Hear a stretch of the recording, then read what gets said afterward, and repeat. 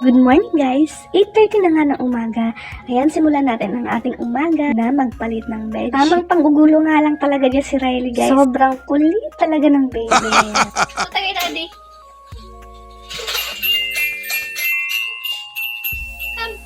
Ururot ka? Kino ka nagmana ha? Si daddy mo? Ha? Palalakan tao mo, tampururot ka. Walang lalaking tampururot. Ilang araw na nga nagtatampo yung asawa ko sa akin kasi nasabi ko na hindi kami makakauwi ng probinsya sa Holy Week. Dahil nga sa kalagayan ng aking katawan ngayon. Dahil madaling pagpawisan ang mama nyo. Sakitin ako guys, talaga sobra. Kung alam niya lang kung anong nararanasan ko sa tuwing nagkakasakit ako guys, sobrang hirap na hirap ako. Sabi ko ngayon lang naman ito dahil sobrang init nga ng panahon.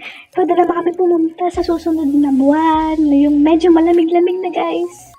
Yung pupuntahan kasi namin probinsya guys, sobrang init doon. Hindi naman dahil sa kaartehan guys. Talagang sobrang init po talaga ng panahon ngayon guys. May ibang pagkakataon pa naman po hindi lang naman ito yung pagkakataon na hindi kami makakauwi. Ayan, may naglalako ngang mais, nilagang mais, sobrang init. Ayan, bili tayo. Siyempre, hindi natin palalagpasin yan. Ayan, bumili ako ng dalawa, tig-isa kami ni Mr. Sobrang tamis guys, Japanese corn daw po pala ito. Pero ngayon, pinapansin na ako ni Mr. Kasi hindi ko na siya siningil sa utang niya sa akin. Ayan, fresh na ang aming baby. Pinaliguan ko na siya dyan guys. Pagkatapos siya maligo, timplahan ko na rin siya ng kanyang milk. Parang matanda na rin nanonood na rin siya ng Itbulaga. Pagkatapos guys, ay umorder pala si daddy ng McDo, Burger McDo. Ayan, may fries pa at Coke float and Coke. 11:40 na nga ng umaga guys at nakatulog ulit si Riley kasi nga napagod yata sa paglabas namin. Di ba lumabas kami? Kasi sinamahan namin si daddy na mag-car wash. Ayan, at nagising na rin ulit si Riley. Kaway-kaway po sa mga kumakain ng paa ng manok. Ayan, nagprito po ako ng paa ng manok at saka magprito din po ako ng mamoy. Bumili nga rin pala si Mr. ng mang-inasal. Nagkikrave daw siya. Ay, Diyos ko, buntis. Tsaka umorder na rin siya ng palabok. Iya, bang papakitang hilas Uy, shish. Ay, shish. Yeah. Hello.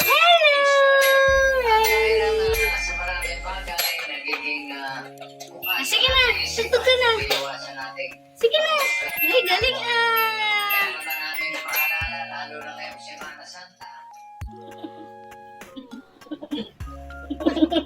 Tumatalas na siya.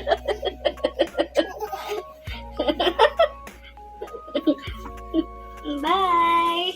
Alisa siya. Yung buhok niya, kulot.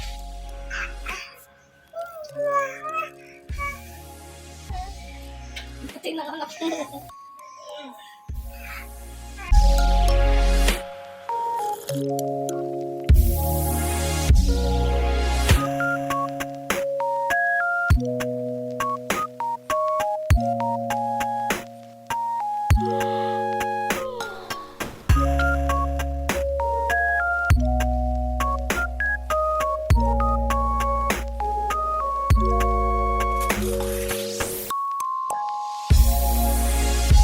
Ayan, pagkatapos siya mag-jump, maglaro ng kayong mga toys, ayan, napagod na ang lolo nyo.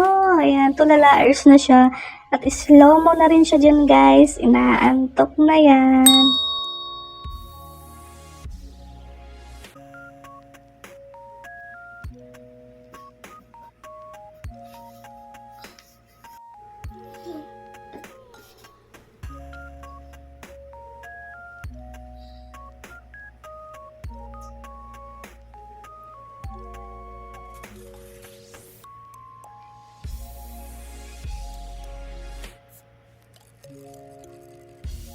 Tuluyan na nga po nakatulog si Riley. Ayan, dito na po namin i-end ang aming video. Maraming pong salamat sa walang sawang panonood ninyo ng aming video. Ingat po kayo palagi. Bye!